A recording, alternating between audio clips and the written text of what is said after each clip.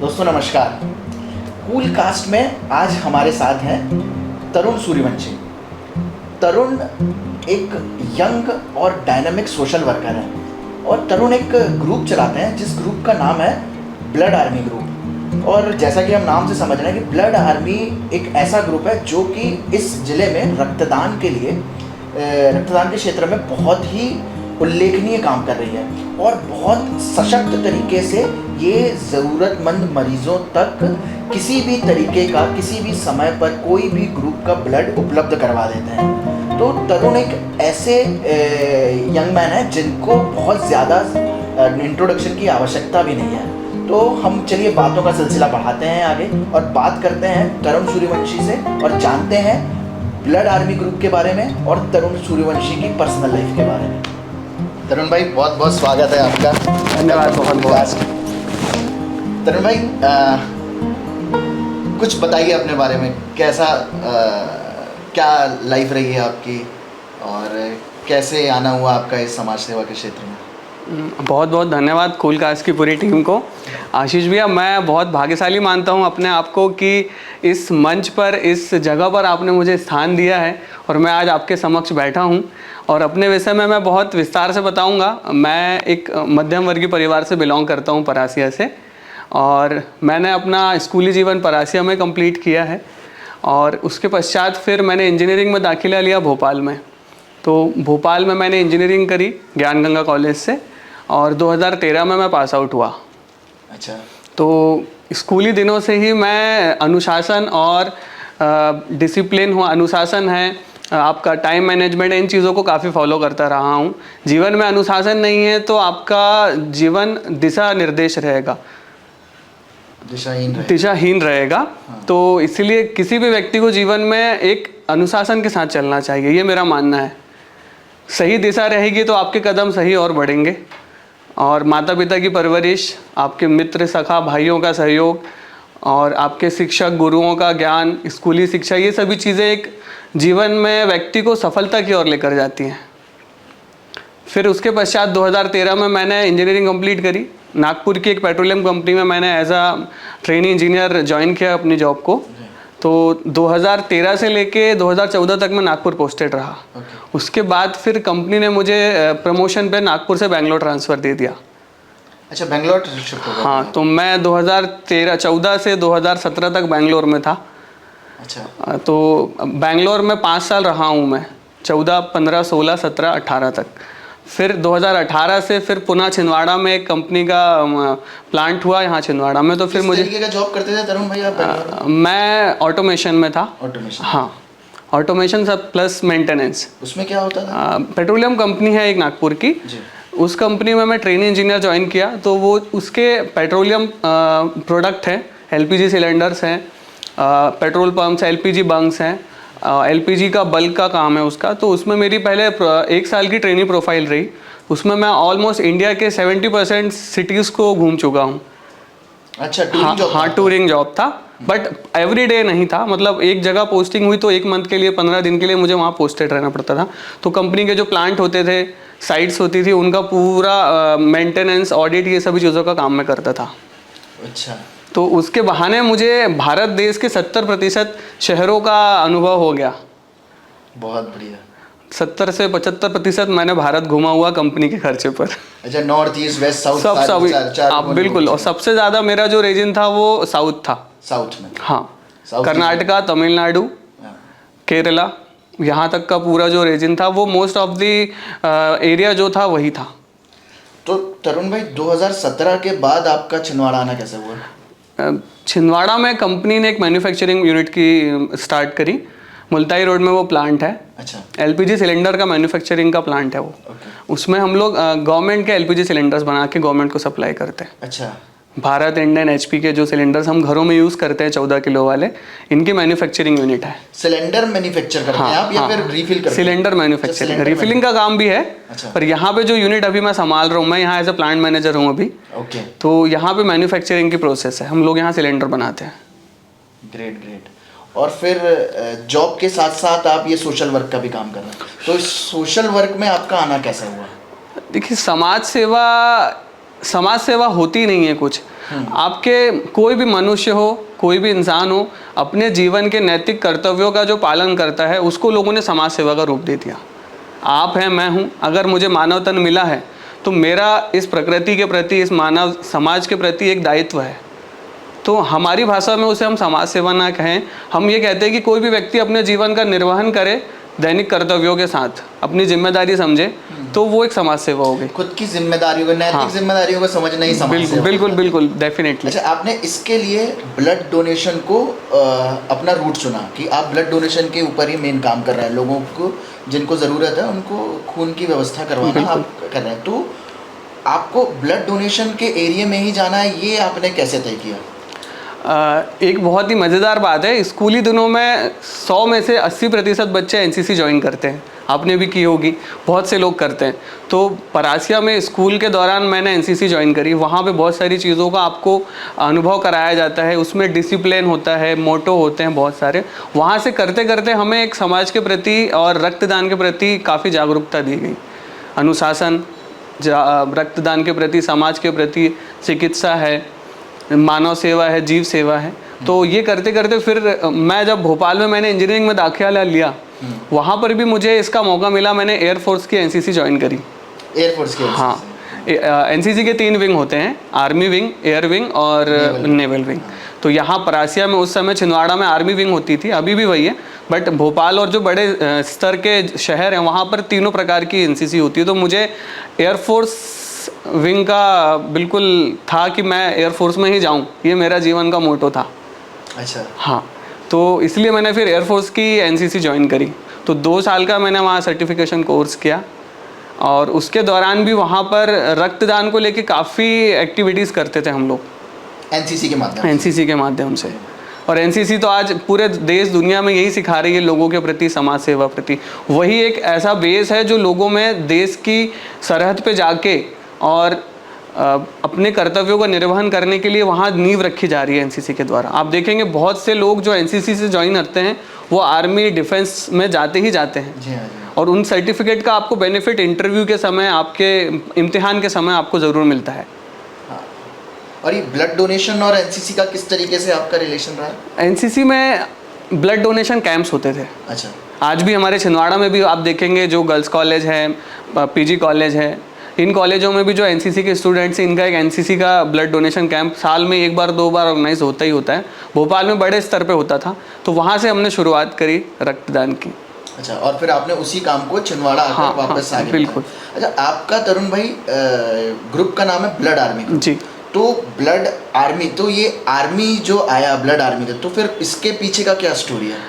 हमारी संस्था के मित्र हैं मोहित साहू, अंकित साहू, और इन लोगों ने 2018 में मतलब एक तरीके से ये सभी इस चीज़ से जुड़े हुए हैं, पर इन लोगों ने इस ग्रुप की रचना करी 2018 में। अच्छा, कोर फाउंडर मेंबर आपके मोहित साहू? हाँ, मोहित साहू जी है। पर उन्होंने जोड़ते जोड़ते आज लोगों को इतना बड़ा कारवां हम लोगों ने तैयार कर लिया है कि आज 2000 से ज़्यादा रक्तदाता हमारे साथ जुड़े हुए हैं। 2000 आपके पास डोनर है? जी। अच्छा, more than 2000। That is a very big figure. हाँ, बहुत अच्छा हाँ, फिगर है। हाँ, 2000 हाँ, डोनर। और ये पूरे सिर्फ छिंदवाड़ा जिले के लिए? हाँ, जिले के हैं लोग।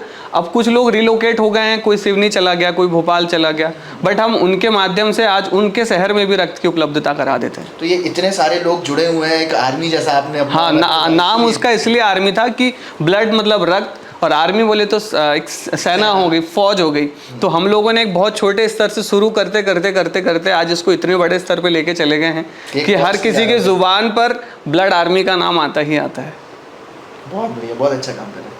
अच्छा सर, जैसे तरुण भाई आप ना आप जिस तरीके ब्लड आर्मी जिसके लिए फेमस है जी, कि वो 24 घंटे में से कभी किसी को रात को 8 बजे की ज़रूरत पड़े या 2 बजे या सुबह 5 बजे भी ब्लड की ज़रूरत पड़े तो आप अवेलेबल करवा देते हैं। हाँ। तो ये किस तरीके का आपका मैनेजमेंट होता है? क्या कोई आपका सिस्टम बना हुआ है या तो फिर कहीं डेटा स्टोरेज, किस तरीके का ऐसा काम है जो कि आपको जब भी किसी को ब्लड की ज़रूरत पड़ती है और विद इन फ्यू आवर्स या विद इन फ्यू मिनट्स आप उसका अरेंजमेंट कर देते हैं?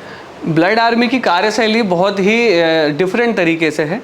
आज जैसे जिला अस्पताल में किसी मरीज को रक्त की आवश्यकता होती है, और इस परिस्थिति में जब उनके परिजन रक्त देना नहीं चाहते हैं या कुछ ऐसी बीमारियां हैं, सिकल सेल है, थैलीसीमिया है, कैंसर है, किडनी लिवर की जो बीमारियां जिनमें महीने में 1 से 2 बार रक्तदान करना ही करना पड़ता है, इन मरीजों के लिए आप और हम रक्तदान नहीं करेंगे तो कौन करेगा। उनके परिजन एक हद तक दे चुके होते हैं। तो जिला अस्पताल या जो भी निजी अस्पतालों में किसी मरीज को रक्त की आवश्यकता पड़ती है तो ये ब्लड बैंक के माध्यम से हमारे पे कॉल आती है। सोशल मीडिया है, व्हाट्सएप, इंस्टा, FB, इसके माध्यम से लोग हमसे जुड़ते हैं, हमसे रक्त की मांग करते हैं। तो हमारी कार्यशैली ऐसी है कि हम सबसे पहले लोगों का काउंसलिंग करते हैं, पहले परिजन फिर हम। किसी मरीज का, किसी अटेंडर का हमें कॉल आता है तो हम पहले पुष्टि करते हैं कि उसके फैमिली में कितने लोग हैं, कितने लोग खून दे चुके हैं, कब कब खून लगा है, क्या बीमारी से ग्रसित हैं, परिवार वाले क्यों नहीं देना चाह रहे हैं। इन सभी चीज़ों की पुष्टि करने के पश्चात फिर हम इसमें आगे बढ़ते हैं और अपनी काउंसलिंग के पश्चात फिर हम रक्त की उपलब्धता कराते हैं। और कैसे आपका डेटा कहाँ पर कलेक्ट है? ब्लड आर्मी ग्रुप की वेबसाइट है, back foundation blood army group, उसमें हमारे डोनर्स का डेटा है, वो कॉन्फिडेंशियल है, डोनर्स को रिवील नहीं करते हैं, बट पेशेंट्स की डिटेल हम वहाँ पे पुटअप करते हैं। और उस वेबसाइट पे जब कोई चाहे तो हम उन्हें एक्सेस करके अपना डेटा शो करा सकते हैं, किस पेशेंट के लिए किस डोनर ने कब ब्लड दिया, पेशेंट की डिटेल अलॉन्ग विद डोनर। अच्छा, पूरा ट्रांसपेरेंसी जो हाँ बिल्कुल बिल्कुल बिल्कुल बिल्कुल बिल्कुल। अच्छा, जैसे अभी आपने बताया कि जो पेशेंट के रिलेटिव्स हैं जी, है ना, वो कई बार होता है कि वो खुद ब्लड नहीं देते हैं। हाँ, तो और ऐसा अक्सर देखा गया है कि हमें नहीं देना ब्लड, अभी हम नहीं देंगे, हम या जो भी है कि मिथ है कि मम्मी मना कर रही है, पापा मना कर रहे हैं, या कमजोरी हो जाएगी, हम नहीं दे पाएंगे, आप दे दीजिए, मेरी अभी हिम्मत नहीं है देने की, या मेरी स्थिति नहीं है देने की। तो ये इस तरीके अगर आपको पेशेंट के रिलेटिव मिलते हैं जो कि जिनके पेशेंट को ज़रूरत है लेकिन वो स्वयं ब्लड नहीं दे रहे हैं, तो उनकी काउंसलिंग आप कैसे करते हैं? देखिए, चिकित्सा जगत में रक्तदान के लिए बहुत सारे नियम बनाए गए हैं। उन नियमों में जैसे पहले हम बात करें, 18 साल का जो व्यक्ति है, जो व्यक्ति वोट डाल सकता है वो रक्त दे सकता है। जिसकी उम्र 18 से अधिक हो, वजन 45 किलो निर्धारित किया गया है और वो किसी भी प्रकार की बीमारी से ग्रसित नहीं होना चाहिए। तो इस प्रकार लोगों को हम ये समझाइश देते हैं कि आप स्वस्थ हैं, अपने परिजन के लिए पहला कर्तव्य आपका बनता है। आप एक छोटा सा कोई घर में इवेंट रख लीजिए, आपके साथ 10 लोग खड़े हो जाएंगे, परंतु जब आप एक ब्लड की डिमांड करते हैं अपने परिवार वालों से तो परिवार वाले पीछे हटते हैं। तो उन्हें मोटिवेट करना इंपॉर्टेंट है। ब्लड डोनेट करना तो बहुत बड़ा काम है, बट उससे बड़ा काम है लोगों को मोटिवेट करके, जागरूक करके आगे लाना। जी हाँ। और जैसे कई रेयर ब्लड ग्रुप्स रहते हैं, नेगेटिव जो अपने RH रहते हैं, A negative, B negative, O negative, तो इनके डोनर्स को भी पता है कि यार हम लोगों का भी नेगेटिव ग्रुप है और हम लोगों की तादाद वैसे ही बहुत कम है, तो they are also rare, donors are also rare. तो जब वो भी रेयर हैं तो ऐसे डोनर्स को आप कैसे मोटिवेट करते हैं कि वो भी दें? क्योंकि उनको तो ये भी पता है कि अगर अभी आज मैंने दे दिया लेकिन मुझको ज़रूरत पड़ेगी तो फिर मेरे पास कैसे उपलब्ध रहेगा। तो ऐसे रेयर ग्रुप के जो रेयर ब्लड ग्रुप्स हैं, उनके डोनर्स को आप किस तरीके से अपने पास रखते हैं और उनको मोटिवेट करते हैं ब्लड डोनेशन के लिए?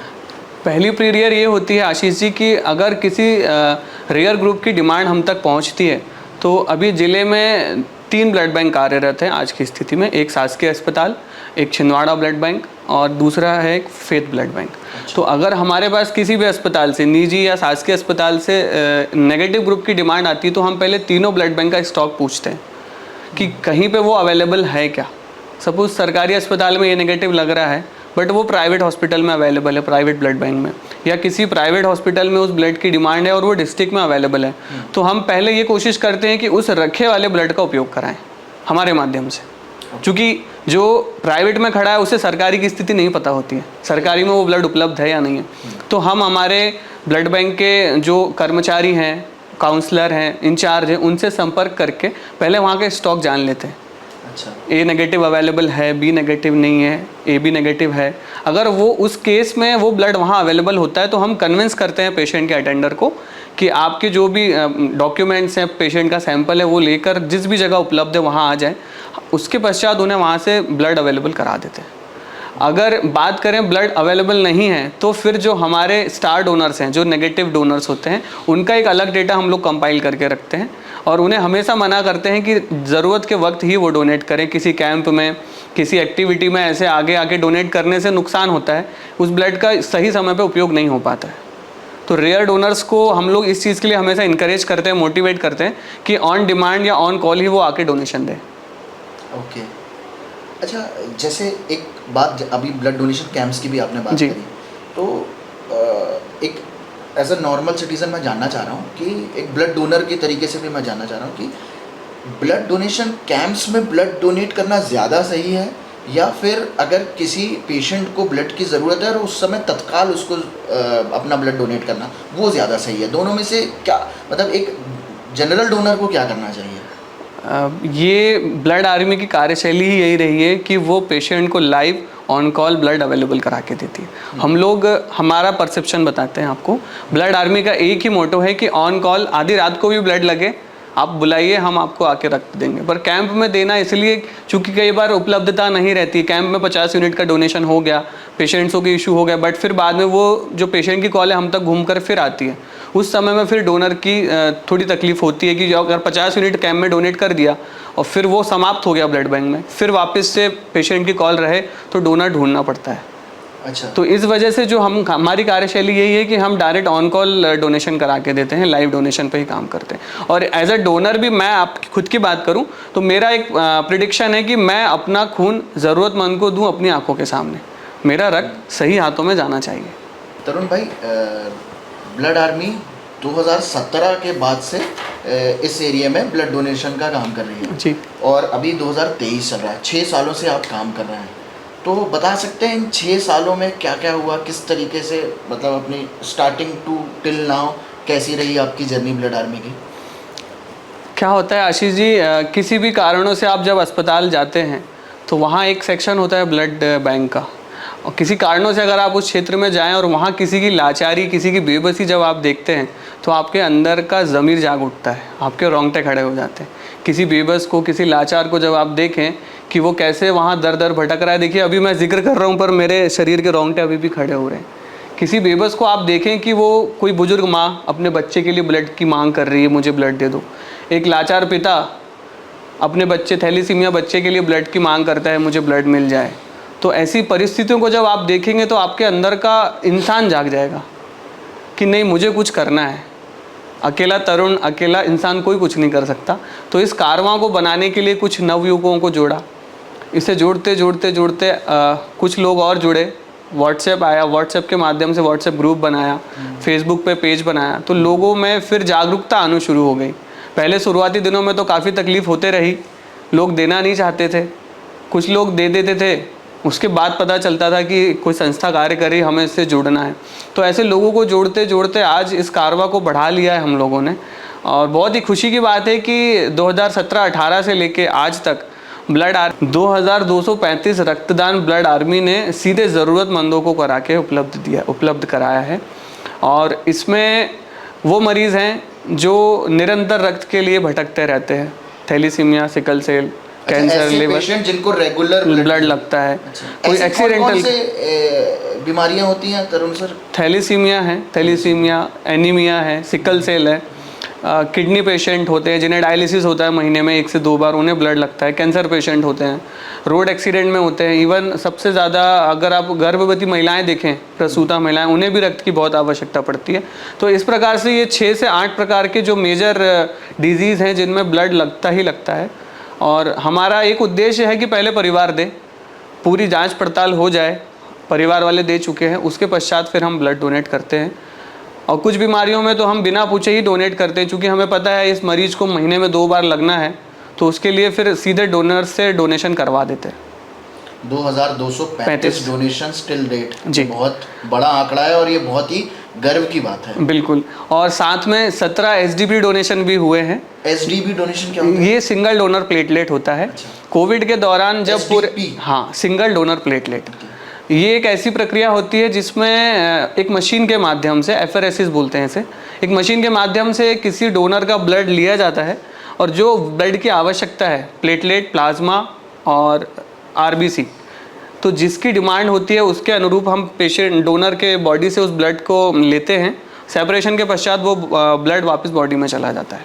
अच्छा। तो बहुत खुशी की बात है कि कोविड के दौरान हमारे तत्कालीन कलेक्टर महोदय श्रीमान सौरभ कुमार सुमन सर, इनके माध्यम से और ब्लड आर्मी के इनिशिएटिव से जिला अस्पताल में मशीन की स्थापना कराई गई थी।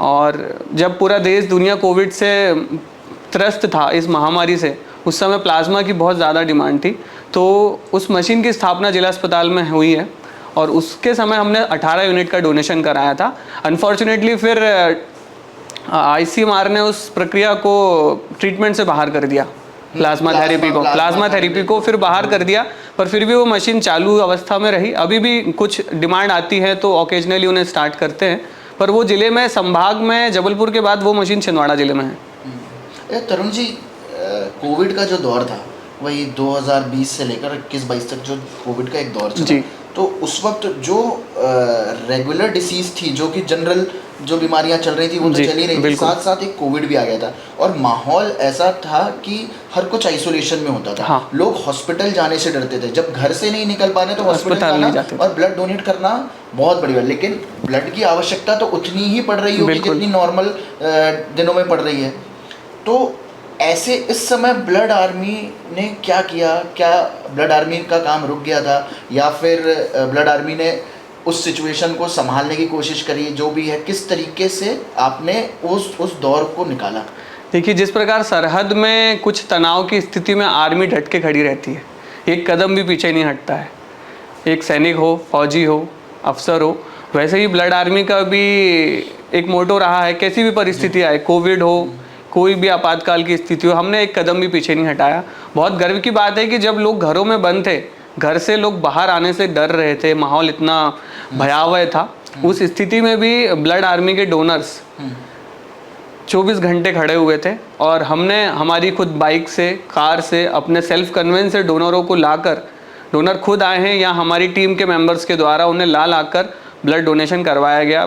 साथ में उसमें प्रशासन का, पुलिस प्रशासन का, जिला प्रशासन का हमें सहयोग मिलता था, क्योंकि जब कोई बाहर निकलता था तो पुलिस की पूछताछ होती थी, पर उस केस में हम जब बताते थे कि हम ब्लड डोनेट करने जा रहे हैं तो विथ प्रोटेक्शन वो हमें जाने देते थे।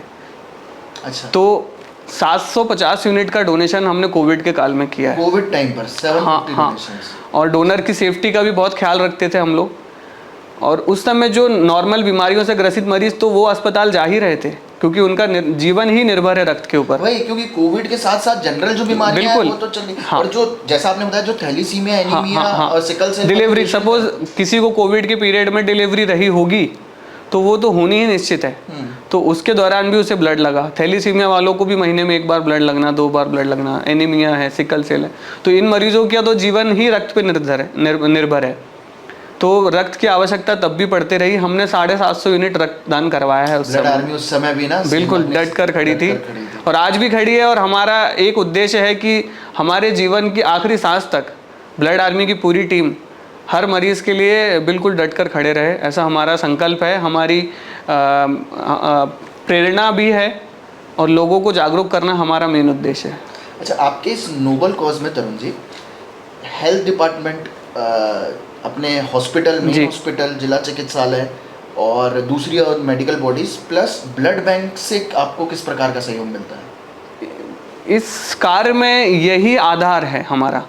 जब तक हमें उनसे सहयोग नहीं मिलेगा हम इस कार्य को सुचारू रूप से नहीं कर सकते। जिला अस्पताल सिविल सर्जन हो गए, ब्लड बैंक के ऑफिसर्स हो गए, पैथोलॉजिस्ट है, टेक्नीशियन है, काउंसलर है। अगर हम ब्लड बैंक से बात करें, इवन इसकी डॉक्टर्स की बात करें तो डॉक्टर से भी हमारे डायरेक्ट कंसल्ट होते हैं। किसी पेशेंट के लिए ऐसा लगता है उन्हें कि ये नीडी है तो डॉक्टर भी डायरेक्ट हमसे कांटेक्ट कर लेते हैं कि इस पेशेंट को ब्लड लग रहा है, ये असहाय है, ज़रूरतमंद है, तो उनका पूरा सहयोग हमें हमेशा मिलता है। साथ में प्राइवेट अस्पतालों की बात करें तो निजी चिकित्सालय, निजी अस्पतालों के भी डॉक्टर्स, मैनेजमेंट बिल्कुल इस चीज़ के लिए निश्चित रहते हैं कि अगर ये ज़रूरतमंद मरीज़ है तो ब्लड आर्मी इनकी मदद करेगी ही करेगी, तो इनका पूरा सहयोग मिलता है। साथ साथ में हम जिला अस्पताल के साथ बहुत सारी एक्टिविटी करते हैं ब्लड बैंक के साथ। कहीं कोई कैंप कंडक्ट हो रहा है तो हम वहाँ वॉलेंट्री करते हैं, डोनेशन तो नहीं करते बट हम वॉलेंट्री ज़रूर करते हैं, लोगों को मोटिवेट करते हैं, उनका फॉर्म फिलअप करवाना, वहाँ की व्यवस्थाओं में मदद करना। कोई भी कैंप जो शहर में आयोजित हो रहा है उस कैंप में हम लोग हमारी सहभागिता देते हैं। अच्छा, और ब्लड आर्मी खुद के अलावा या अकेले ही ब्लड आर्मी ऑपरेट करता है या आपके साथ कोई दूसरे संस्थाएं या एनजीओ भी हैं जो कि आपको इस काम में सहयोग देती हैं? देखिए, ब्लड आर्मी तो खुद एक एनजीओ है, तो वो इस कार्य को स्वयं करती है, बट सहयोगी संस्थाएं भी बहुत सारी रही हैं छिंदवाड़ा में, जो टाइम टाइम पे उनके कुछ मेंबर्स हैं जो ब्लड आर्मी के सदस्य हैं। अच्छा। कुछ संस्थाएं ऐसी हैं जिले में जिनके सदस्य अपनी संस्था के तो सदस्य हैं ही, साथ में ब्लड आर्मी के भी सदस्य, तो उनका सहयोग हमें मिलता रहता है। अच्छा, और ब्लड आर्मी ब्लड डोनेशन के साथ साथ और भी डोनर्स को अपने साथ जोड़ने के लिए, ब्लड डोनेशन के लिए नॉर्मल पीपल्स को, आम जनता को मोटिवेट करने के लिए, उनकी ब्लड डोनेशन के लिए जागरूकता फैलाने के लिए कुछ काम कर रही है? बिल्कुल, हम सोशल मीडिया के माध्यम से पोस्टर्स बनाते हैं, व्हाट्सएप ग्रुप है, या जगह जगह पे जब कैंप लगते हैं या ऐसी कोई एक्टिविटी होती है तो हम लोगों को जागरूक करते हैं। सोशल मीडिया एक बहुत बड़ा प्लेटफॉर्म है आज लोगों तक पहुंचने का। तरुण जी, ब्लड आर्मी में अपने सैनिकों की और ज़्यादा भर्ती के लिए, मेरा मतलब है कि अगर और ज़्यादा लोगों को जोड़ने के लिए, ताकि वो और प्रोत्साहित हों ब्लड डोनेट करने के लिए, तो इसके लिए ब्लड आर्मी कुछ काम कर रही है कि ताकि लोगों में जागरूकता बढ़े ब्लड डोनेशन को लेकर? बिल्कुल आशीष जी, ब्लड आर्मी की कार्यशैली में ये एक भी मुख्य उद्देश्य है कि लोगों को रक्तदान के साथ साथ अधिक से अधिक जोड़ें। अगर उदाहरण की बात करूं कि मैं किसी डोनर से कनेक्टेड हूं, मैं उन्हें मोटिवेट करूंगा कि आप अपने साथ 4 व्यक्ति को और जोड़ें, अपने फ्रेंड सर्कल से, रिलेशन से। और साथ ही साथ सोशल मीडिया प्लेटफॉर्म एक ऐसा बन चुका है पूरे देश दुनिया में जिसके माध्यम से आप हर जनमानस तक पहुँच सकते हैं। तो सोशल मीडिया में पोस्टर्स के माध्यम से, आपके ब्लॉग्स के माध्यम से, न्यूज़पेपर के आर्टिकल के माध्यम से हम लोग लोगों तक जुड़ने की कोशिश करते हैं, लोगों को मोटिवेट करते हैं कि वो इस कार्य के लिए आगे बढ़ें और बिल्कुल बेहिचक होकर रक्तदान करें। अच्छा तरुण जी, और ब्लड डोनेशन के बारे में ना कुछ मिथ भी हैं, कुछ मिसकंसेप्शन भी हैं कि जनरली लोग ना इतने जल्दी तैयार नहीं होते अपना ब्लड डोनेट करने के लिए, मतलब वो झिझकते हैं, उनके अंदर डर रहता है, झिझक रहती है। तो इस मिसकंसेप्शन, वो कौन कौन से मिसकंसेप्शन है जिसकी वजह से एक डोनर ब्लड देने में हिचकिचाता है, और उसको दूर आप किस तरीके से करते हैं? देखिए, जब किसी भी रक्त की मांग हम तक पहुंचती है और हम जब लोगों से सवाल जवाब करते हैं तो बहुत से लोग हमसे झूठ कहते हैं। वो कहते हैं हमने हमारे गांव में ब्लड डोनेट किया था, यहाँ पकड़ा जाता है व्यक्ति, हमने फलानी जगह में डोनेट किया था। चूँकि ब्लड बैंक जैसे पैसों को जमा करने के लिए बैंक बनाया गया है, वैसे ही रक्त को लेने और देने के लिए ब्लड बैंक्स बनाए गए हैं। ब्लड कंपोनेंट सेंटर बोल सकते हैं, ब्लड बैंक्स कह सकते हैं। तो जब कोई व्यक्ति कहता है फ़ोन पर हमसे कि हमने तो हमारे गांव में डोनेट किया था, फलाने व्यक्ति को लग रहा था, अमुक व्यक्ति को लग रहा था, तो वो वहाँ पर अपनी बातों में उलझ जाता है। फिर उसे हम समझाइश देते हैं कि इससे आपके फ़ायदे ही हैं। लोग बहाने बनाते हैं, हम कमज़ोर हो जाएंगे, हमारा शरीर कमज़ोर हो जाएगा, हमारी माँ ने मना किया है, माँ को ही ब्लड लग रहा है, माँ ही मना कर रही कि बेटा तू मत डोनेट करना, किसी और से ले ले। ऐसा होता है? होता है, जनरली होता है। 100 में से 50% केसेस में ऐसा होता है कि परिवार वाले ही मना करते हैं अपने बच्चों को कि ब्लड डोनेट मत करो, कहीं से ले लो। कुछ लोग सोचते हैं कि पैसों के माध्यम से ब्लड को खरीद लें। ये एक तरीके से अवैधानिक कार्य है। रक्त की खरीदी बिक्री पे बैन लगा हुआ और ये इलीगल भी है। रक्त खरीदा नहीं जा सकता, बेचा नहीं जा सकता। तो लोग जब बहाने बनाते हैं, अपने अपने तरीके बताते हैं कि हमने डोनेट कर दिया है। कोई पेशेंट का अटेंडर हमसे कहता है कि मैंने 20 दिन पहले डोनेट किया था। उस केस में फिर हम उसकी जब जांच पड़ताल करते हैं, 20 दिन पुराना डेटा हम टैली कर लेते हैं। आपको इतना एक्सेस है? नहीं, एक्सेस तो एक्चुअली वो हम जब ब्लड बैंक के कर्मचारी से बात करें कि इस व्यक्ति ने इतनी तारीख को ब्लड डोनेट किया था, अगर वो डेटा चेक करते हैं तो वो डेटा नहीं मिलेगा, क्योंकि उसने दिया ही नहीं है। अच्छा। कई बार लोग कमजोरी का बहाना बता देते हैं। निजी ब्लड बैंक की बात करता हूँ मैं। कारण क्या है तरुण जी कि लोग झिझकते हैं इतना ज़्यादा? मेन कारण क्यों ब्लड डोनेशन को लेकर इतनी जागरूकता आज भी नहीं है? सबसे बड़ा लोगों को सुई का डर है। सुई का डर? सुई का डर है। उन्हें लगता है कि सुई लगी और खून निकला, हम चक्कर से गिर जाएंगे, बेहोशी आ जाएगी, शरीर कमज़ोर हो जाएगा, बीमारी तो नहीं होने लग जाएगी। क्योंकि वो अपने मरीज को ब्लड लगते हुए देख रहे हैं, उन्हें पता है कि रक्त की कमी से क्या कॉन्सिक्वेंसेज हो रहे हैं उनके मरीज को।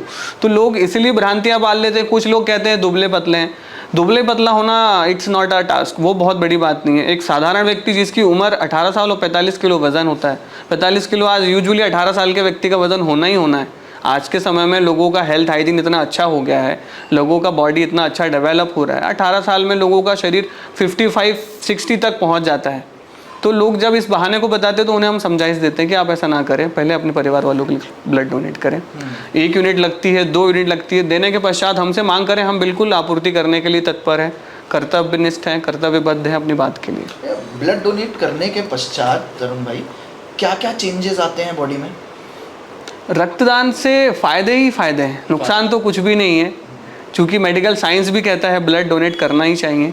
और आज हम देखें, अगर आंकड़ों की बात करें तो रक्तदान के पश्चात हमारे शरीर में कुछ ऐसी बीमारियां होती हैं कि जो धीरे धीरे घर बना लेती हैं। एक साधारण व्यक्ति अस्पताल नहीं जाता है, कुछ बीमारी ऐसी होती है, मैं आपको बताना चाहूँगा, hepatitis B, hepatitis C, malaria, syphilis, HIV। Blood donation के बाद जब हमारा ब्लड लिया जाता है और उसके रक्त की जांच की जाती है, उस जांच में इन बीमारियों की जांच होती है किसी मरीज को ब्लड लगाने से पहले। कौन कौन सी बीमारियों की जांच होती है? इसमें हेपेटाइटिस है, मलेरिया है, HIV है, सिफिलिसिस है। ये बीमारियां हैं जिसमें रक्त की जांच होती है, जांच के पश्चात वो मरीज को लगाया जाता है। तो फॉर एग्जांपल आपको उदाहरण देता हूँ, मैंने ब्लड डोनेट किया, मेरा ब्लड तो ले लिया गया, मैं ब्लड दे के ब्लड बैंक से चला गया, मुझे नहीं पता कि मेरे शरीर के अंदर कोई बीमारी जगह बना रही है। तो जब उस ब्लड को किसी मरीज के लिए इशू करते हैं, अगर टेक्निकल भाषा में बोले हम उसे, टेक्निकल लैंग्वेज में, उस ब्लड को किसी पेशेंट के लिए इशू करते हैं तो उस ब्लड का टेस्ट किया जाता है।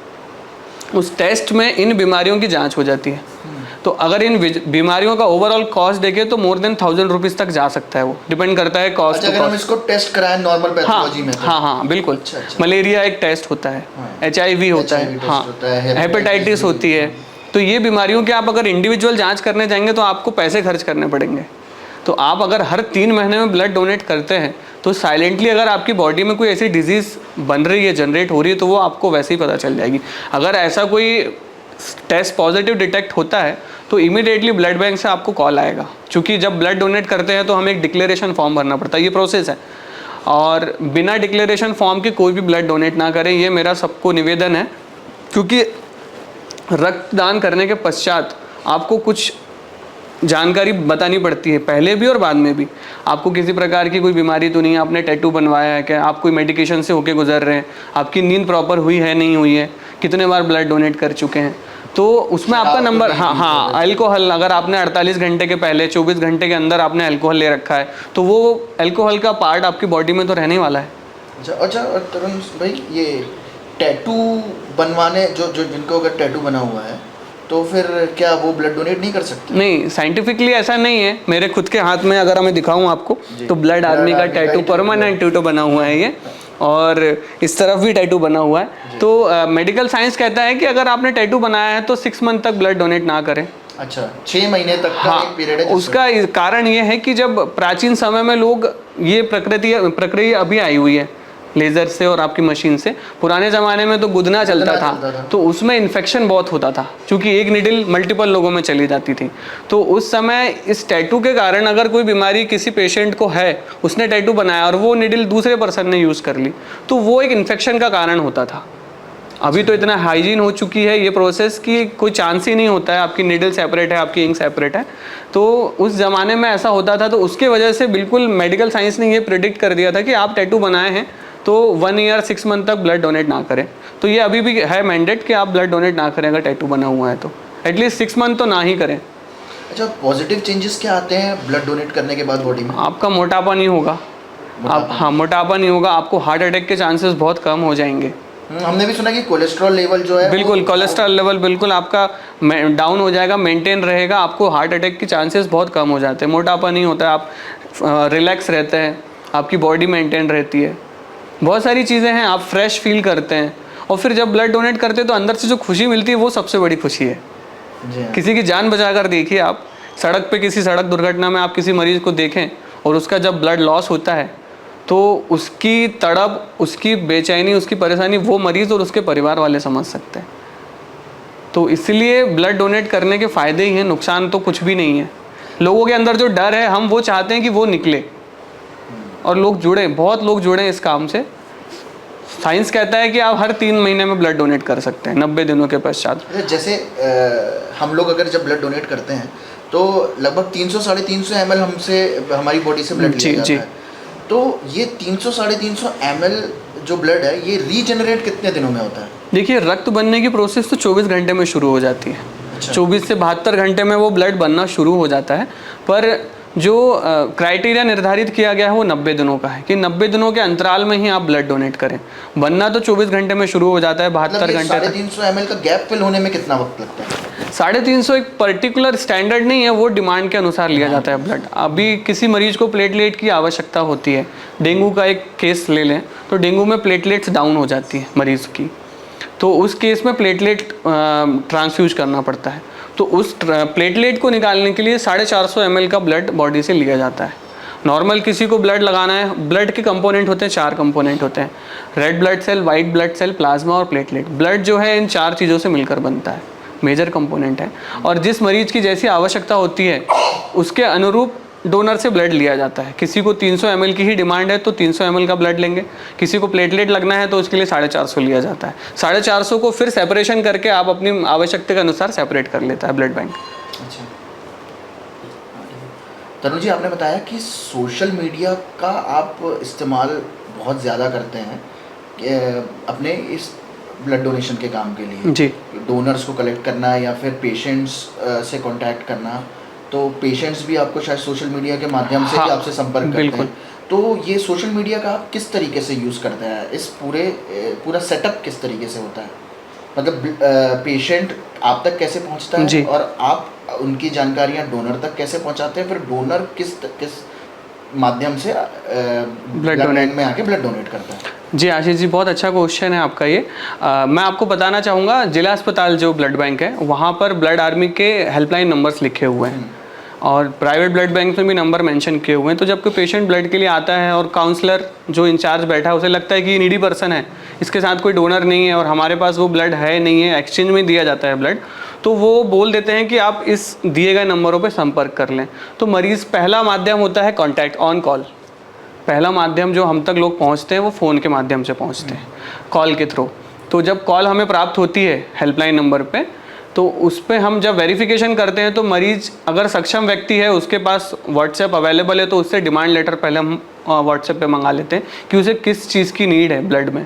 डिमांड लेटर कैसा कुछ? डिमांड लेटर मतलब ये होता है, आप जैसे मरीज भर्ती है ऑर्थोपेडिक में, ऑर्थो वार्ड में, उसका एक्सीडेंट हुआ है, उसे सर्जरी के लिए 1 यूनिट होल ब्लड लगना है, तो डॉक्टर मेंशन करके देगा, स्टाफ नर्स मेंशन करके देगी अमुक पेशेंट को ये ब्लड ग्रुप है, इतना यूनिट का रिक्वायरमेंट है, तो वो that is called demand letter.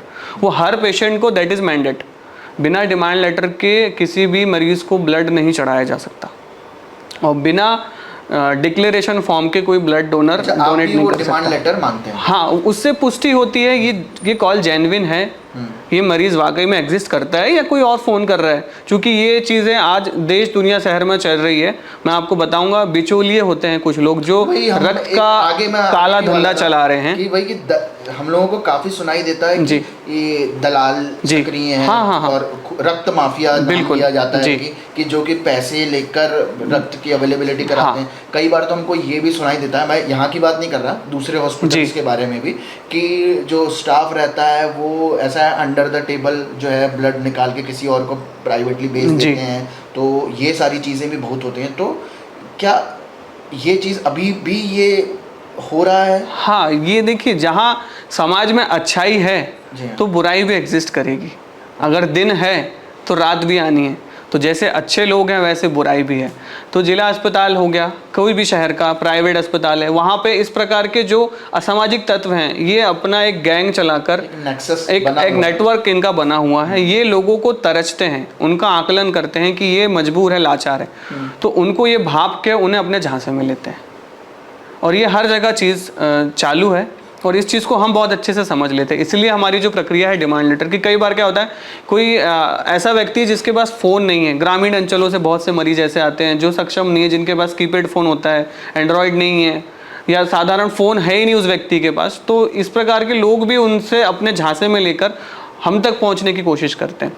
तो कुछ मरीजों को जब ऐसा लगता है तो हम व्यक्तिगत जाकर फिर उसकी पुष्टि कर लेते हैं कि वाकई में ये मरीज़ है कि नहीं। क्योंकि जब सवाल जवाब करते हैं हम ऑन कॉल, तो जो थर्ड पर्सन है वो जवाब देने में सक्षम नहीं होता। मरीज़ का कौन लगता है, कौन से गांव से आया है, कौन सी बीमारी है इसके पहले, क्योंकि वो तो बस ब्लड जानता है कि उसे ब्लड मांगना है ब्लड बैंक से, किसी एनजीओ से।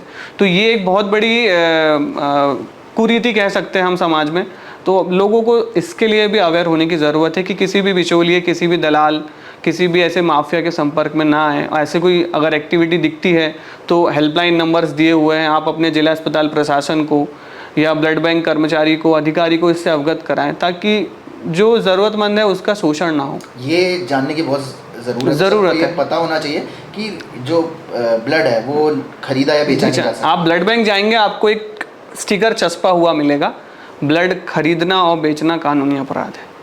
अगर आप ये करते पाए जाते हैं तो उसमें सज़ा का प्रावधान है। बट लोग यूजुअली, जैसा आप हम अभी पूछा आपने मुझसे कि लोग खुद नहीं देना चाहते, तो कुछ लोग इन चीज़ों को बढ़ावा दे रहे हैं। किसी के परिजन चाहते हैं हम ना दें, किसी से पैसे से खरीद लें, तो किसी को 2000 रुपये दे दिया, आगे कोई डोनेट करने। That is called paid donor. मैं आपको बताऊं, अगर इसे ब्लड की भाषा में बोलें, लैंग्वेज में, तो वो कहलाते हैं पेड डोनर। और ये लोग वो होते हैं आशीष जी जो हर महीने ब्लड डोनेट करते हैं। हर महीने? मगर हाँ, टाइम लिमिट तो 90 डेज। तो बस इसीलिए इनका ब्लड काम नहीं आता है। मतलब आप समझिए, जब मेडिकल साइंस कहता है कि 90 दिनों के पहले रक्तदान नहीं किया जा सकता, पर ये लोग वो होते हैं जो हर 90 दिन के पहले हर महीने में अपना खून दे देंगे। तो जब खून का साइकिल बनाया हुआ है 90 दिनों का, ये लोग महीने में 15 दिन में अपने दोस्त को पकड़ के ले आए, अपने मित्र को पकड़ लिया, अपना नेटवर्क है, ऐसे लोगों को लेके आकर और ब्लड डोनेशन करवा के और मरीजों से पैसे हट लेते हैं। उन मरीजों से जिनके कपड़े फटे हुए हैं, जिनके पैरों में चप्पल नहीं है, जिनके पास खाने के लिए 100 रुपये नहीं है, क्योंकि सरकारी अस्पताल में वही मरीज जाता है जो सक्षम नहीं है, गरीब है, जिसके पास आर्थिक स्थिति कमज़ोर है, किसी बीपीएल कार्ड के माध्यम से, आयुष्मान कार्ड की जो भी योजनाएं चल रही है इसके माध्यम से उपचार कराता है, पर उसके पास पैसा तो नहीं होता है। ये लोग ऐसे लोगों को निशाना बना लेते हैं। वो गरीब मरेगा क्या करेगा? तो ये बहुत बड़ी भ्रांति, एक कुरीति समाज में है। और आपके सोशल मीडिया प्लेटफॉर्म के माध्यम से भी मैं लोगों से यही कहूँगा, ऐसे लोगों को आप आइडेंटिफाई करें और इसकी शिकायत नज़दीकी पुलिस स्टेशन में दे सकते हैं, ब्लड बैंक को दे सकते हैं, सिविल सर्जन जो अस्पताल के प्रबंधक हैं उन्हें दे सकते हैं कि इस प्रकार की एक्टिविटी हो रही है। और ये व्याप्त है, ये डेफिनेटली श्योर हूँ इस चीज़ के लिए, मैं पूरे इंडिया में हो रहा है ये काम। तो इसलिए मेन हमारा डिमांड लेटर पे फोकस रहता है कि मरीज़ का डिमांड लेटर हमें प्राप्त हो, जो कि डॉक्टर बना के देता है। और वो पुष्टि हो गई, फिर हम उसके बाद उनकी पूरी पड़ताल हो चुकी मरीज़ की, क्या ब्लड लगना है, कितनी यूनिट, फिर हम डोनर से संपर्क करते हैं। हमारा व्हाट्सएप में टोटल 7 व्हाट्सएप ग्रुप है।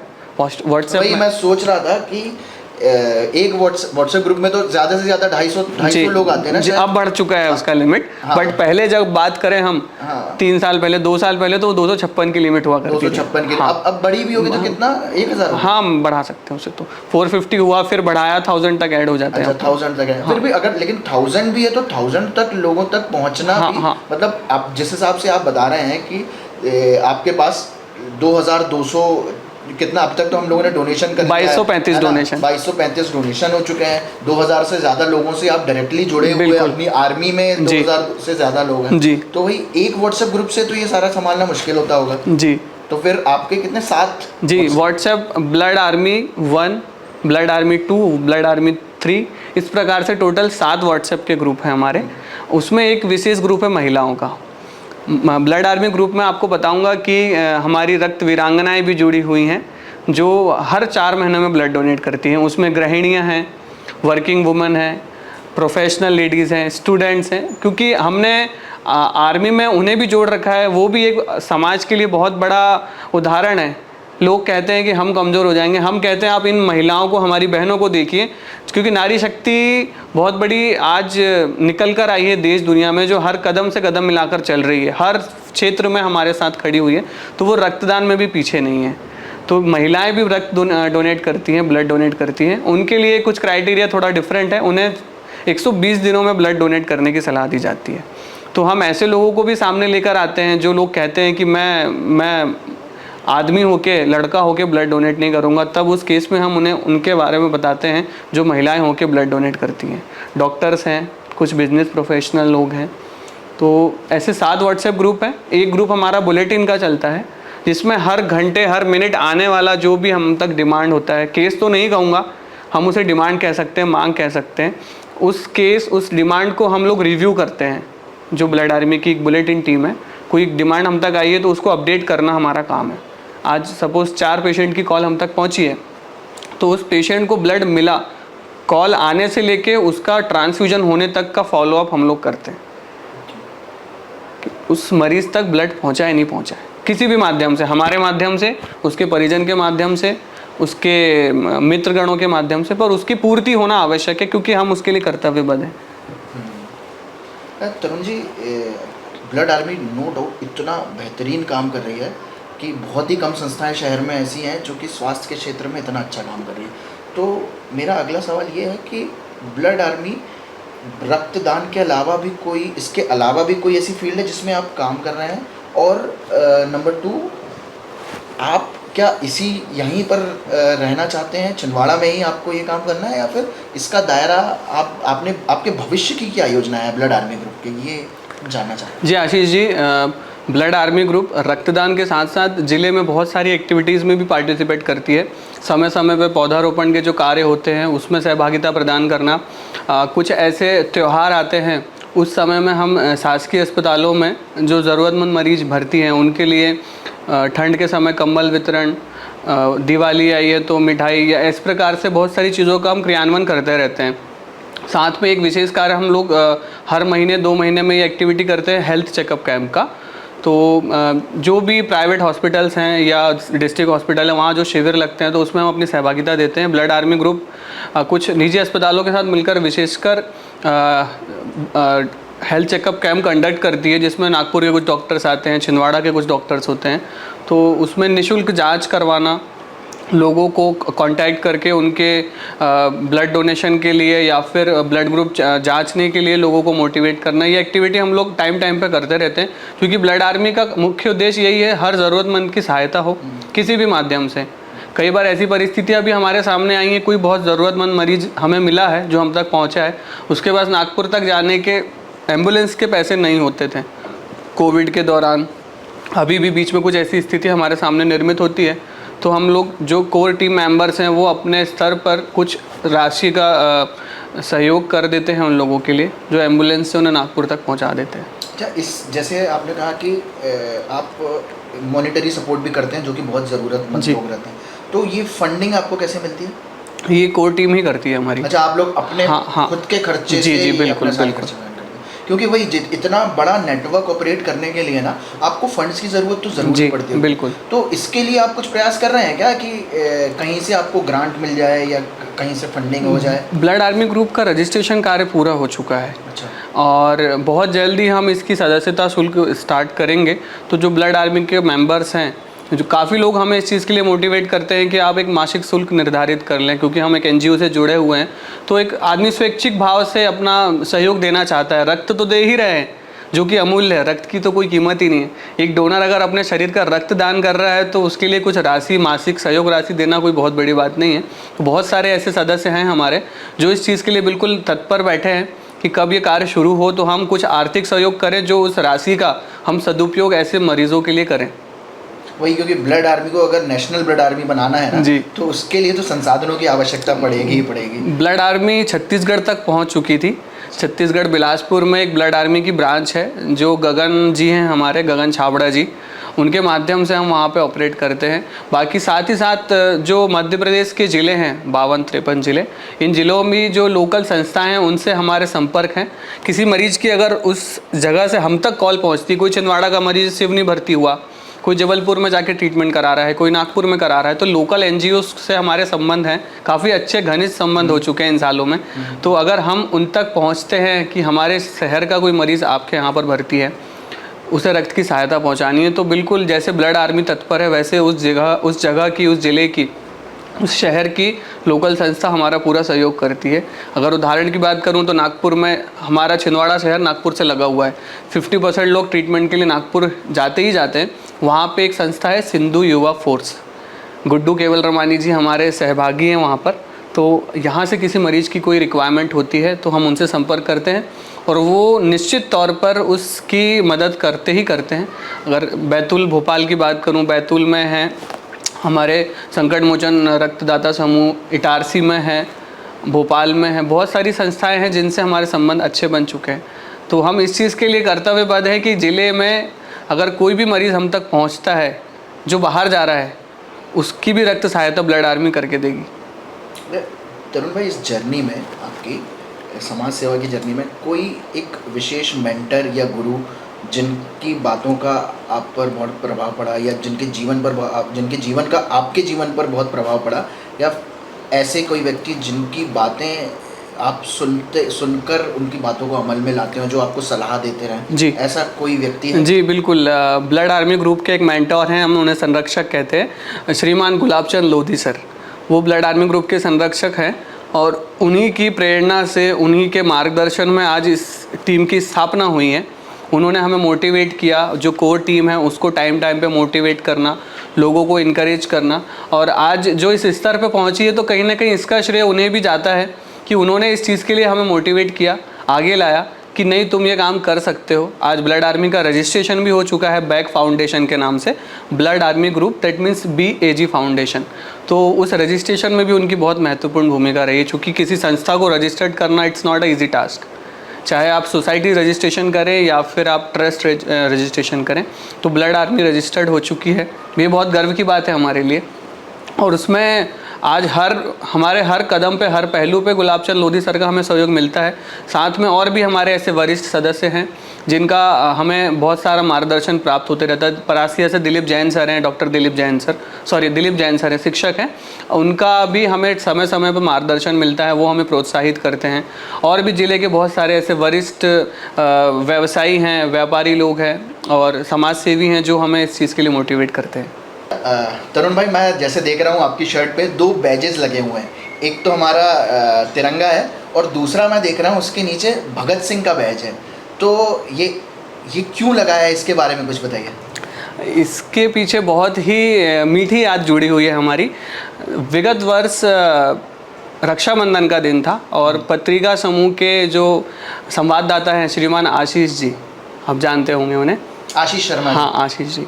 तो उनके साथ हम एक पौधारोपण का कार्य कर रहे थे और उस समय 15 अगस्त आने वाली थी। हमने DDC कॉलेज में जो कैंपस है वहाँ पे पौधारोपण का कार्य किया था ब्लड आर्मी टीम ने, पत्रिका के सामूहिक तत्वाधान में। उस समय बात करते करते एक बात निकली कि अभी 15 अगस्त आने वाला है, तो हमारे आदरणीय श्रीन भैया हैं, श्रीन आनंद दुबे जी, श्री संदेश सूर्यवंशी जी हैं और आशीष मिश्रा जी हैं। इन्हीं सभी से बात करते करते एक वाक्य निकला कि क्यों ना ब्लड आर्मी के लिए एक ऐसी यादगार चीज़ बनाई जाए। तो हम लोगों ने सोचा कि क्यों ना इस झंडे को, जो तिरंगा है हमारा, 15 अगस्त और 26 जनवरी से जोड़कर ना रखते हुए इसे आजीवन रखें। तो चूँकि क्या होता है, जब ऐसे स्वतंत्रता दिवस आता है, गणतंत्र दिवस आता है, तो लोग माथे पे, गाड़ियों में, कपड़ों में ऐसे बैजेस लगाते हैं एक दिन के लिए। पर ब्लड आर्मी ने इसका संकल्प ले लिया। जो ब्लड आर्मी की टीम है आज, वो प्रत्येक व्यक्ति प्रतिदिन इस भारत के तिरंगे झंडे को अपने सीने पे लगा के रखता है। और उसका कारण ये है कि देशभक्ति एक दिन की नहीं होती है, आपकी आजीवन होनी चाहिए। एक दिन के लिए झंडा लगा के देशभक्ति जाहिर नहीं की जा सकती। और इसका सम्मान ऐसा है कि इसको अगर अपने सीने पे लगाया तो हमारा गर्व नहीं बढ़ेगा, हमारा सम्मान नहीं बढ़ेगा, इस तिरंगे का बढ़ेगा कि कोई तो है जो इसे प्रतिदिन धारण करता है। एक फौजी पहन सकता है, किसी शासकीय संस्था के लोग अपने गाड़ी पे लगा सकते हैं इसके साथ। तो हमने इसे अपने सीने पे लगाने का प्रण लिया। तो ब्लड आर्मी की पूरी टीम प्रतिदिन इसको धारण करती है और ये हमारा संकल्प है। और भगत सिंह जी ऐसे हैं कि उनका तो नाम ही मतलब अपने आप में, मैं तो ये मानता हूँ कि अगर उनके भगत सिंह जी के बारे में बात कर रहे हैं, उनको अपने जीवन का मैं कह सकता हूँ आदर्श मानता हूँ और उनकी माँ को धन्यवाद देता हूँ कि उनने ऐसा बेटे को जन्म दिया था। ये वो सपूत थे, वीर सपूत, कि जिनके लिए आज देश का अगर हर नौजवान चाहे तो कुछ भी कर सकता है। जिन्होंने मात्र जवानी के कुछ दिन ही देखे थे और हंसते हंसते फांसी पे झूल गए थे। मतलब मैं आपको बताऊंगा, मेरे हाथ के रोंगटे खड़े हो जाते हैं जब मैं इनको याद करता हूं तो। और मेरे लिए बहुत गर्व की बात है कि मैं इनको अपने सीने से लगा रखा हूं और मेरा ये प्रण है आजीवन, चाहे कैसी भी दिन हो, इन्हें अपने सीने पे मैं लगाए रखूँगा। भगत सिंह जी ने जो किया देश के लिए, देश की माटी के लिए, अपने आप को न्यौछावर कर दिया युवाओं के लिए। उनका जो नारा था इंकलाब जिंदाबाद, और जब अंग्रेज़ों से लड़ते लड़ते उन्होंने अपने हंसते हंसते प्राण न्यौछावर किए, तो वो हर एक हिंदुस्तानी के लिए एक प्रेरणा है। हम तो उनके पैरों की धूल भी नहीं बन सकते, बहुत बड़ी बात कह रहा हूँ मैं, उनके चरणों की धूल बनना भी हमारे लिए भाग्य की बात होगी। फिर तो उन्हें धारण करके बस हम अपना जीवन समर्पित कर दे भारत देश के लिए, भारत माँ के लिए, और उनकी जो शहादत हुई है वो बहुत बड़ी बात होगी। तो ये इस प्रकार से ऐसी कुछ स्मृतियाँ जुड़ी हुई हैं इस भारत के झंडे के साथ और भगत सिंह जी के साथ। तरुण भाई, इस ब्लड आर्मी और ब्लड आर्मी के काम से जुड़ी कोई ऐसी मेमोरेबल कहानी या फिर याद, कुछ ऐसा आप साझा कर सकते हैं हमारे दर्शकों के साथ? हाँ, मैं आपको बताना चाहूँगा, मतलब ब्लड आर्मी जो आज खड़ी हुई है वो किसी ना कोई भी घटना किसी घटना से ही जुड़ी होती है। ब्लड आर्मी जो आज बन के इतनी मजबूत कंधों पर है, जो पूरी टीम है, वो इस प्रकार से है कि कुछ साल पहले एक मरीज़ को ब्लड के लिए भटकते हुए देखा और एट द एंड वो नहीं रहा मरीज। और इसके बीच में भी, इस जर्नी में भी हमारे पास कुछ ऐसे कॉल्स रहते हैं, ऊपर वाले की मर्जी आगे किसी नहीं चलती है, पर हमारे बीच में कुछ ऐसे इंसिडेंट आए हैं कि हमने भरसक प्रयास किए कि उस तक मदद पहुँचे, पर किसी भी कारणों से अगर उन मरीजों की उतनी ही जीवन लिखी रही होगी तो वो हमारे लिए एक बहुत बड़ा ड्रॉबैक तो नहीं कहूँगा, पर एक सीख है हमारे लिए कि किसी भी कारण से अगर उस मरीज़ को सहायता नहीं मिली तो वो एक सीख है, हमें उस पर और बेहतर कार्य करने की ज़रूरत है। किसी भी कारण से, चाहे वो समय पर नहीं आ पाया मरीज़, या उसे संसाधन उपलब्ध नहीं हो पाए, या उसने खुद प्रयास नहीं किया उसके परिजन ने कि वो खुद ब्लड डोनेट करके अपने मरीज़ की जान बचा लेता। और थैलीसीमिया से कुछ बच्चों को हमने इस देश दुनिया से जाते हुए देखा है जो अपनी जान गंवा बैठे हैं। थैलीसीमिया एक ऐसी बीमारी है, अगर वो बहुत क्रिटिकल स्टेज पे पहुंच जाए तो छोटा सा बच्चा भी अपनी जान दे सकता है। तो ये बहुत सेंसिटिव एक इंसिडेंट हो सकता है किसी के लिए, किसी की जान जाना बहुत बड़ी बात होती है किसी की परिजन की। तरुण जी, नियति के आगे तो किसी बिल्कुल किसी की भी नहीं चलती है, पर हम अपने भरसक प्रयास करते रहें, बस यही एक हम लोगों का सोच है, हम लोगों की उद्देश्य यही है कि अपना पूरा प्रयास करें। बाकी तो फिर जो मर्जी ईश्वर की है, ऊपर वाले की है, जितने दिन लिखा है, जितनी सांसें लिखी है उतनी ही होनी है। तरुण जी, अभी कुछ दिनों पहले हमने देखा था कि सम्मान भी आपको मिला है मुख्यालय की तरफ से, शासन की तरफ से, 15 अगस्त में आई शायद। तो ये किस तरीके का सम्मान था और ब्लड आर्मी को और क्या क्या रिकॉग्निशन मिले हैं उनके बारे में बताइए। अभी हाल ही में 14 जून विश्व रक्तदाता दिवस हुआ। इसमें NBTC SBTC जो है रक्तदान विभाग भोपाल मुख्यालय के द्वारा हर जिले से एक एक व्यक्तिगत संस्थाओं को सम्मान हेतु चयनित किया गया था। और ज़िले से ब्लड आर्मी के लिए बहुत गौरव की बात है कि उसका चयन हुआ, जो एकमात्र संस्था रही ज़िले में जिन्होंने विगत वर्षों में रक्तदान के क्षेत्र में काफ़ी अच्छे आयाम स्थापित किए। तो उसके लिए भोपाल के विभागीय स्तर पर राज्य स्तरीय सम्मान ब्लड आर्मी को प्राप्त हुआ है। और व्यक्तिगत की बात करूं तो काफ़ी सारे ऐसे अवार्ड्स, बहुत सारे ऐसे पुरस्कार ब्लड आर्मी को जिला स्तर पर प्राप्त होते रहे हैं। बहुत सारी संस्थाएं हैं। कुछ वर्ष पहले ही महामहिम सुश्री अनुसुईया उइके जी के द्वारा भी ब्लड आर्मी को सम्मानित किया गया था। जी बिल्कुल, राज्यपाल हैं, उनके द्वारा भी रोटरी क्लब के तत्वाधान में वो कार्यक्रम हुआ था, उसमें सम्मानित किया गया था। ऐसे बहुत सारे स्तर पे, बहुत बड़े बड़े स्तरों पर भी ब्लड आर्मी को सम्मान प्राप्त हुए हैं और ब्लड आर्मी निरंतर उस चीज़ के लिए कर्तव्यबद्ध है। और साथ ही पत्रिका जो देश का एक बहुचर्चित अखबार है, उसके मध्य प्रदेश के टॉप 40 प्रतियोगिता में उसमें मेरा चयन हुआ था। और उसके लिए जिले से एकमात्र मैं व्यक्ति था और साथ में एक और दूसरे सज्जन थे। तो ऐसे उन्होंने 40 प्रतिभागियों का सम्मान किया था जो अपने ही क्षेत्र के, उस पर्टिकुलर क्षेत्र के अनुभवी और प्रतिभावान लोग हैं। उसमें काफ़ी बड़े स्तर के लोग थे, IPS IAS लेवल के भी, इंदौर के, जबलपुर, भोपाल के। तो उन्होंने टॉप 40 में सिलेक्शन किया हुआ था हमारा। तो ब्लड आर्मी के लिए भी एक गौरव की बात है। और उसके विगत वर्ष में हमारे क्षेत्र से श्रीन आनंद दुबे जी हैं जो ब्लड आर्मी की कोर टीम फाउंडर मेंबर भी हैं, उनका भी चयन हुआ था पत्रिका से टॉप 40 में। वो 2021 में थे और 2022 में मेरा चयन हुआ था। इस प्रकार से और भी बहुत सारे सम्मान, बहुत सारे पुरस्कार, संस्थाएं, शासन, जिला अस्पताल की जो ब्लड बैंक की एक वर्कशॉप होती है एनुअली, उस वर्कशॉप में भी हम लोगों को आमंत्रित करते हैं, लोगों को मोटिवेट करने के लिए, इनकरेज करने के लिए। और वर्कशॉप में एक दिन का सेशन होता है, उसमें भी सम्मान प्राप्त हुआ है। बहुत सारी ऐसी चीज़ें, यादें बहुत सारी जुड़ी हुई हैं, गिनने बैठेंगे तो सुबह से शाम हो जाएगी। और ये कारवा ऐसा चलता रहे और बस लोग हमसे जुड़ते रहें और हम लोगों से जुड़े रहें, ये हमारी प्रार्थना है और ऊपर वाले से दुआ है। बस यही कहना चाहूँगा मैं। तरुण भाई, जैसे एक इतना सब कुछ आपके बारे में जानने के बाद, ब्लड आर्मी ग्रुप के बारे में जानने के बाद, किस तरीके से आप काम कर रहे हैं, इतना बेहतरीन काम कर रहे हैं, साथ ही साथ रक्तदान करने के साथ साथ आपका जो देश के प्रति प्रेम है और आपके पूरे ग्रुप का जो आप तिरंगा अपने सीने पर लगाकर चल रहे हैं, भगत सिंह को अपने सीने से लगाकर चल रहे हैं, उनके बारे में बातें करते करते आपकी आंखें चमक जा रही हैं, तो इससे पता चलता है कि आपकी जहनियत क्या है, कितना खूबसूरत किरदार है आपका और आपके ग्रुप का।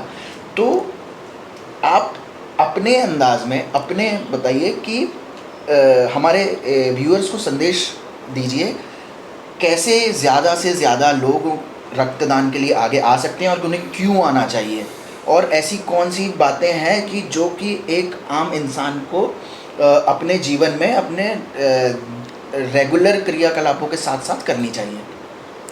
बिल्कुल आशीष जी, मैं अपने आप को भाग्यशाली मानता हूँ, पर मैं अगर अंदर से अपने दिल की बात बताऊँ तो मैं सच में इस काबिल नहीं हूँ जितना आपने मेरे तारीफ़ में शब्द कहे। ये तो एक नैतिक जिम्मेदारी है इंसानियत के प्रति, मानवता के प्रति। और रक्तदान के लिए तो मैं कहूँ या मैं पूरी ब्लड आर्मी को कहूँ, उन्होंने अपना जीवन समर्पित कर दिया है। पूरे ज़िले, देश, दुनिया में जहाँ भी अगर ऐसी कोई बात हो तो हम डट कर खड़े हैं। ब्लड आर्मी की जो टीम है, ना कि कोर टीम, पूरी टीम, हर मेंबर, ब्लड आर्मी का हर सदस्य उतना ही महत्वपूर्ण है जितना कि एक कोई कोर मेंबर हो। यहाँ कोई भेदभाव नहीं है किसी प्रकार की, कोई ऊंच नीच नहीं है, कोई जाति नहीं है। हमारे बीच में मैंने आपको बताया महिलाएँ जुड़ी हैं, स्त्रियाँ जुड़ी हैं, वरिष्ठ नागरिक हैं, बहुत सारे प्रोफेशनल लोग हैं। तो सभी का एक ही मुद्दा है कि हमारा खून ज़रूरतमंद तक पहुँचे। भगवान ने जब दिया है तो देने में क्या हर्ज है, ये भगवान का दिया हुआ खून है। आप किसी से 100 रुपये मांगे, लोग हंसते हंसते दे देंगे, पर आप किसी से 1 यूनिट ब्लड मांगेंगे, आदमी 4 कदम पीछे हटा लेगा। ये मैं आपको फैक्ट बात बता रहा हूँ। आप किसी से खाना मांगिए, आपको अगला बिल्कुल खाना देगा, 2 रोटी दे देगा, पर आप किसी को कहेंगे 1 बॉटल खून लग रही है, आदमी 2 कदम पीछे हटा लेगा। क्यों? क्योंकि उसमें कमजोरी का डर है, उसके अंदर जागरूकता की कमी है। तो हमारा एक उद्देश्य यही है कि चाहे कैसा भी व्यक्ति हो, सक्षम है तो उसे जीवन में रक्तदान करना ही चाहिए। किसी की जान बचाने से जो पुण्य मिलता है, जो संतुष्टि मिलती है, वो और किसी चीज़ में नहीं है। और अगर आपको बताऊं, मैं हर कोई जाके भारत की सरहद पे तो दुश्मनों से लड़ नहीं सकता, हर कोई भारत माता की सेवा फ्रंट पे जाके नहीं कर सकता। तो क्यों ना हम इस माध्यम को माँ भारती को समर्पित करें और उनके चरणों में अपने रक्त की आहुति दें। हमारा खून अगर किसी मरीज़ को जा रहा है, उसकी जान बच रही है, तो सरहद पे जो फौजी बैठे हैं भाई हमारे, उनका भी खून अगर बहता है तो हमारी सुरक्षा के लिए बह रहा है। ना केवल खून, अंग अंग भी समर्पित है। बिल्कुल, अंग अंग भी समर्पित है। मैं आपको बताऊंगा कि मैंने रक्तदान का संकल्प तो पूरे जीवन में लिया ही हुआ है, साथ में मरणोपरांत देहदान का प्रण मैंने किया है। और मैं ये लोगों को संदेश देना चाहूँगा कि कैसी भी स्थिति हो, अगर आप सक्षम हैं तो रक्तदान तो करें ही करें, साथ में देहदान करके देखें, अंगदान करके देखें। अंगदान में भी ऐसी सारी चीज़ें हैं, आप अपने ऑर्गन डोनेट कर सकते हैं। ऑर्गन प्रोसेस के बारे में बताइए तरुण भाई, कि कैसे बॉडी डोनेट हो सकता है। बॉडी डोनेट या ऑर्गन डोनेशन के लिए एक संस्था है भारत सरकार की, NATO, national organ tissue transplant, NATO। तो आप इसके माध्यम से रजिस्टर्ड करके अपने फॉर्म को प्लेज कर सकते हैं। और किसी भी ऐसी स्थिति में जब आपका शरीर साथ ना दे तो आपके डिक्लेरेशन, आपके कंफर्मेशन के बेसिस पे, फैमिली के कंफर्मेशन पे, आपके जो भी ऑर्गन्स आप जो प्लेज करेंगे, आपके आई डोनेट कर सकते हैं, आपका किडनी, लीवर, हार्ट, पेनक्रियास, इन चीज़ों का आप डोनेशन कर सकते हैं। तो मैंने अपने जीवन में इस चीज़ का प्रण लिया हुआ है कि मैं रक्तदान के साथ साथ अंगदान भी करूँगा और किसी के जीवन का सहारा बनूँगा। मेरी 2 आँखें 2 लोगों को रोशनी दे सकती है, मेरा एक हृदय किसी का एक जीवन बचा सकता है, मेरे लंग्स, मेरी किडनी किसी के भी काम आ सकते हैं। तो इस प्रकार से एक लोगों को संदेश पहुंचाना चाहूँगा मैं कि अंगदान के साथ साथ रक्तदान भी करें और आगे आएँ। हमारी तो यही आपसे गुजारिश रहेगी कि ब्लड आर्मी ना रक्तदान के साथ साथ अंगदान के लिए भी लोगों को प्रोत्साहित करे और इस कार्य को आगे बढ़ाए। बिल्कुल, मैं आपको बताऊंगा, जब मैंने ये प्लेज किया तो काफ़ी लोगों को इसकी जानकारी हुई और उन्होंने मुझसे इसकी प्रक्रिया को जाना कि कैसे हम इसको डिक्लेयर कर सकते हैं, कैसे इसके हम सदस्य बन सकते हैं। क्योंकि हर किसी के मन में कुछ ना कुछ भावना तो जागृत हो ही जाती है। प्रेरणा के लिए यही काफ़ी है, जिनकी अभी हम कुछ देर पहले बात कर रहे थे। तो इन्होंने तो अपना जीवन ही दे दिया, फिर तो हम अपने शरीर के अंग और खून की बात कर रहे हैं। तो इनसे बड़ी प्रेरणा और कुछ नहीं हो सकती है। और भारत माता के लिए अपना रक्त आप अर्पित करें, अपना जीवन अर्पित करें, यही देश की सच्ची सेवा है। सरहद पे हर कोई नहीं जा सकता, घर में रह के भी देश की सेवा की जा सकती है। तो ये मेरा एक विचार है, मेरी एक लोगों से विनती है, और मैं बहुत भाग्यशाली हूँ कि आपने मुझे इस लायक समझा और आज स्थान दिया अपने बीच में। नहीं तरुण भाई, अब हम लास्ट अपन चर्चा करते हैं कि आप अपना अनुभव बताइए कि आपको कूल कास्ट के इस पॉडकास्ट में शामिल होकर कैसा लगा, और कुछ हमारे व्यूअर्स के लिए भी और कुछ आप बता सकते हैं कि किस तरीके से हम इस चीज़ को और डेवलप कर सकते हैं। जैसे कि अभी हम बात कर रहे थे तो हमारी जो टीम है, क्रू मेंबर हैं, जी। तो ये लोग भी बहुत ज़्यादा मोटिवेटेड हुए हैं आपकी बातें सुनकर, और अभी ब्रेक में हमसे कह भी रहे थे कि अब जो भी है नेक्स्ट काम जो है कि ये भी बताइएगा कि ब्लड आर्मी से कैसे जुड़ सकते हैं जी। और अपने ओवरऑल इस पॉडकास्ट के अनुभव के बारे में बताइए। ब्लड आर्मी से जुड़ना बहुत आसान है, कुछ हेल्पलाइन नंबर हैं, आप उनसे संपर्क करें। जो भी कोर टीम है, ब्लड आर्मी की टीम है, आपको व्हाट्सएप पे, सोशल मीडिया में अपने साथ जोड़ेगी। समय समय पे पोस्टर्स आते हैं, कोई भी ओकेजनली, उसमें कुछ थॉट्स रहते हैं, कुछ मिसकंसेप्शन है, जो मिथ हैं, उन पे लोगों को रिव्यू करते हैं हम, उनको मोटिवेट करते हैं। तो आपकी जो क्रू टीम मेंबर है, उन लोगों ने भी इसके लिए इच्छा जाहिर करी। ये मेरे लिए बहुत बड़ी बात है कि यहाँ मेरा आना साकार हो गया, सफल हो गया, कि इस बहाने मुझे 2 रक्तदाता और मिले। आप तो हैं रक्तदाता, ये मैं सभी को बताना चाहूँगा कि आशीष भैया काफ़ी समय से रक्तदान से जुड़े हुए हैं, बट जब से ब्लड आर्मी से जुड़े हैं तो इनके माध्यम से भी हम लोगों ने बहुत लोगों तक सहायता पहुंचाई है। आप कहीं ना कहीं ज़रिया बने हैं, क्योंकि आप तक भी बहुत सारे लोगों की कॉल आती है, क्योंकि आपने भी बहुत बड़े आयाम स्थापित किए हैं इन समय में।